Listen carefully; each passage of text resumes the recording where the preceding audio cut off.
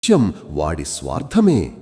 దేశాన్ని మరో 100 ఏళ్లు ఏకఛత్రాధిపత్యం చెయ్యాలనుకునేవాళ్లు, ఈ విద్రోహ ముఠాలు, కాలాపానీగాళ్లు, ఎలక్టోరల్ బాండ్స్తో కొత్త కుంభకోణాలకు తెరతీసినవాళ్లు, వీళ్ళెవ్వరూ నాయకులు కాలేరు.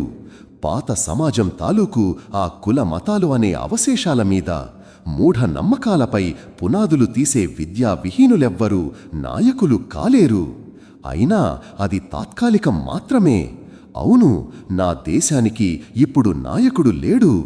దోపిడీ వర్గాల నుండి, బూర్జువా వర్గాల నుండి నాయకుడు రాకూడదు.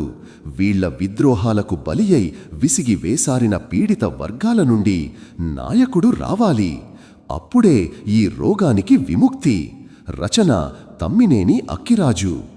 ఇలాంటి మరెన్నో ఆలోచింపజేసే వీడియోల కోసం దయచేసి మా ఛానల్కు సబ్స్క్రైబ్ చేయండి.